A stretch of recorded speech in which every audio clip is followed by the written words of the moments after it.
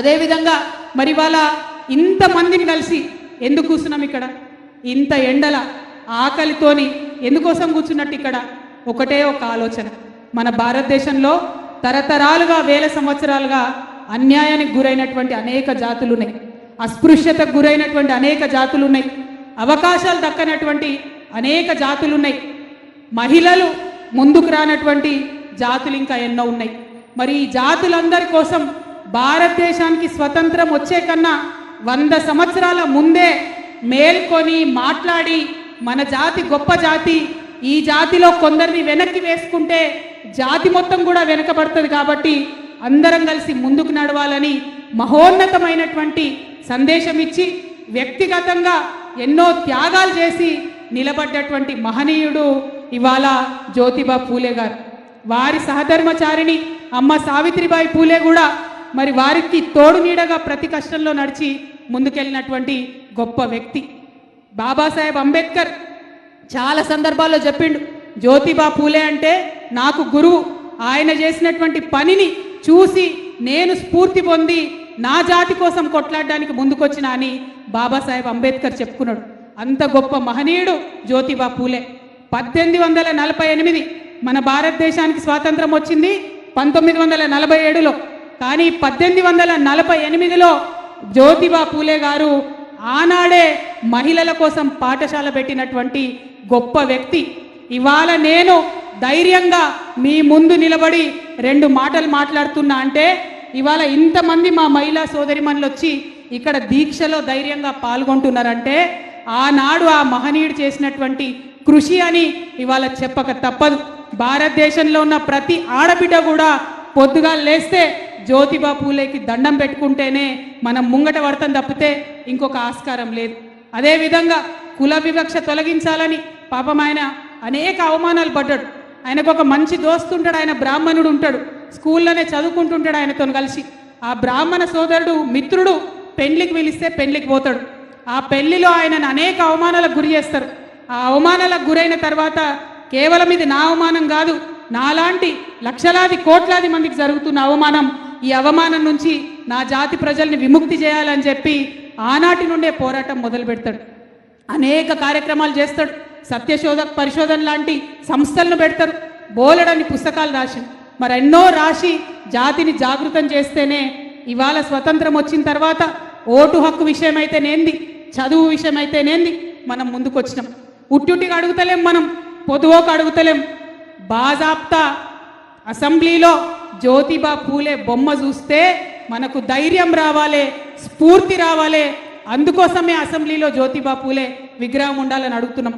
15 ఏళ్ల కింద ఇదే ఇందిరా పార్క్ దగ్గర ఇగో గిట్లనే దీక్ష చేసి మరి అంబేద్కర్ గారి విగ్రహం కావాలని అడిగితే ఆనాడు కూడా ఇట్లనే తిరిమరి మాటలు మస్తు మంది మాట్లాడిండ్రు. బాధపడే అవసరం లేదు. శివన్ అన్నాడు, అమ్మా భయపడకని. అన్నా ఇది తెలంగాణ బ్లడ్, భయపడే బ్లడ్ కాదు. ఎన్ని అడ్డంకులు ఎదురైనా, ఎన్ని ఇబ్బందులు వచ్చినా, ఎన్ని విమర్శలు వచ్చినా ముందుకే పోతాం తప్పితే వెనక్కి పోయేది లేదు. ఎందుకంటే ఇందులో స్వలాభం లేదు.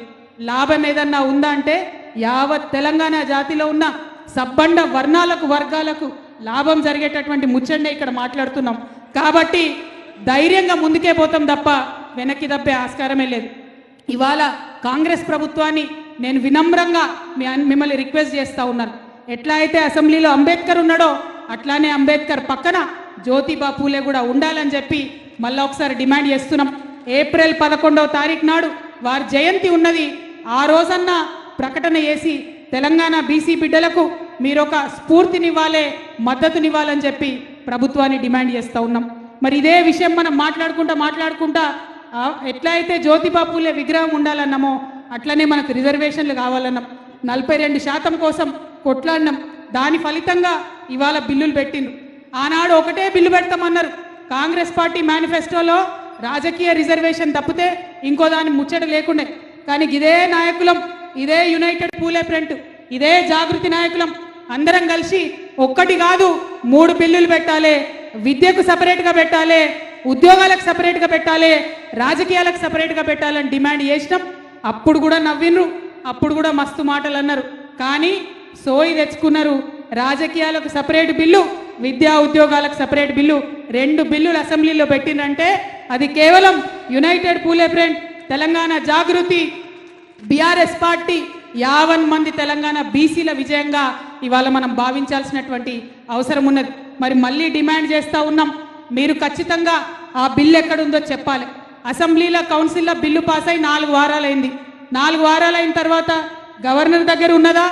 మరి గవర్నర్ దగ్గర నుంచి ప్రెసిడెంట్ దగ్గరికి పోయిందా? ఏమైందన్న విషయం ఇప్పటివరకు చెప్తలేరు. ముఖ్యమంత్రి గారు ఏమన్నారు? ఇక బిల్లు పాస్ కాగానే తెల్లారే అఖిలపక్షం దోల్కొని ప్రధానమంత్రి దగ్గరికి పోతా అన్నారు. పోయినరానే ప్రధానమంత్రి దగ్గరికి తెలంగాణ రాజకీయ నాయకులు పోయినరా?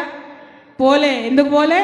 ఎందుకంటే ప్రధానమంత్రి గారితో వీరికి ఎటువంటి అండర్స్టాండింగ్ లేకపోతే, ఎటువంటి లాలూచి లేకపోతే అపాయింట్మెంట్ ఎప్పుడో వస్తుండే, అఖిలపక్షం ఢిల్లీకి పోతుండే.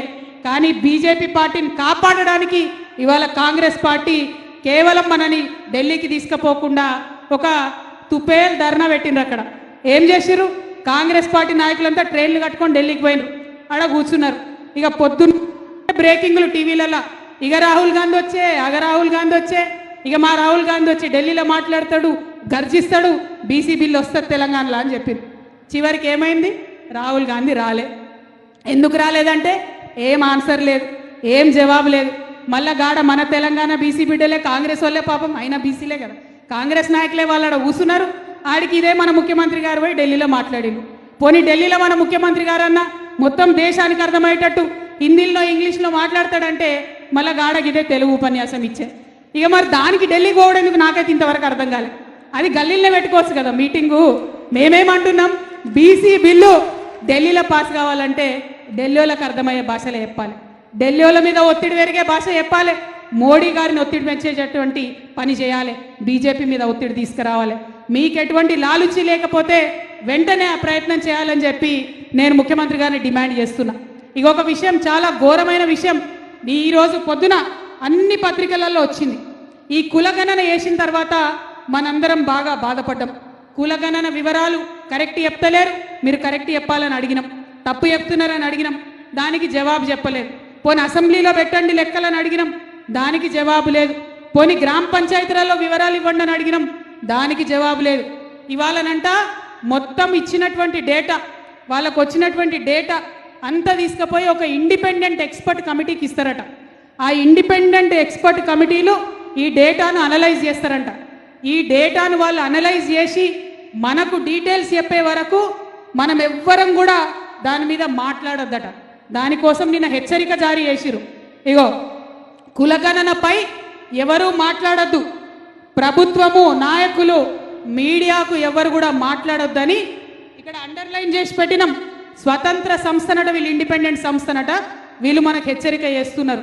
మీరెవరు మాకు హెచ్చరిక చేయడానికి? మీకు ధైర్యం ఉంటే, మీకు నిజాయితీ ఉంటే, నిజంగా బీసీల పట్ల కాంగ్రెస్ పార్టీకి చిత్తశుద్ధి ఉంటే మొన్న వేసిన కులగణన వివరాలు మీరు అసెంబ్లీలో పెట్టండి. అందరూ మనిషోటి పట్టుకోండి, మీరు అసెంబ్లీలో పెట్టండి. కానీ మీరు అసెంబ్లీలో పెట్టకుండా ఆ డేటాను తీసుకుపోయి ఆర్టిఫిషియల్ ఇంటెలిజెన్స్ యూజ్ చేసి అనలైజ్ చేసి ఆ తర్వాత మనకు రిజర్వేషన్ ఇస్తారట. మేమేం చేసినాం? బీఆర్ఎస్ పార్టీ నుండి ఆనాడు చేస్తే బాజాప్తా వెబ్సైట్లో పెట్టలేదా? పెట్టినాం. మీకెందుకు ధైర్యం లేదు? కాంగ్రెస్ పార్టీ చరిత్ర దయచేసి తెలుసుకోవాలి. 2011లో సోనియా గాంధీ గారి హయాంలో దేశంలో కులగణన చేసిరు. 2011 నుంచి 2025 అంటే 14 ఏళ్ళు. 14 ఏళ్లలో ఆ వివరాలు ఇంతవరకు ఇవ్వలే. కర్ణాటకలో కాంగ్రెస్ ప్రభుత్వం ఆధ్వర్యంలో 2015లో కులగణన చేసిరు, అంటే 10 ఏళ్ళు. అది ఇంతవరకు వివరాలు ఇవ్వలే.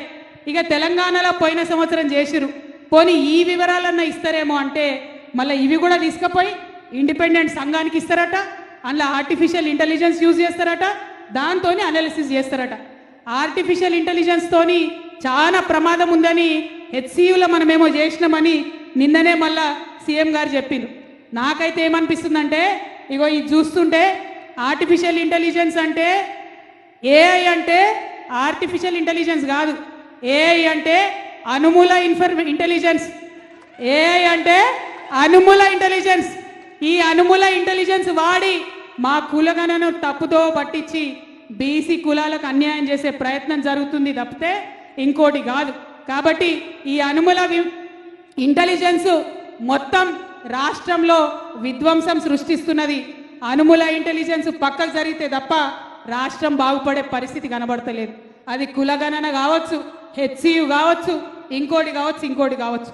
కాబట్టి ఇవాళ మనందరం కూడా ఈ వేదిక ద్వారా కోరేది ఒకటే, డిమాండ్ చేసేది ఒకటే. మొదటిది, మీరు అసెంబ్లీలో పూలే విగ్రహం పెట్టండి. రెండవది, కులగణన వివరాలు అసెంబ్లీలో పెట్టండి. మూడవది, బీసీ బిల్లులు ఏదైతే అసెంబ్లీలో పాస్ చేసిండ్రో అవి ఎక్కడున్నాయో చెప్పండి. ఎందుకంటే భారతీయ జనతా పార్టీ ఓపెన్గా చెప్పింది సుప్రీంకోర్టుకి, మేము బీసీలకు లెక్కలు తీయం, మేము బీసీలకి ఈ దేశంలో కులగణన చేయమని బీజేపీ ఓపెన్గా చెప్పింది.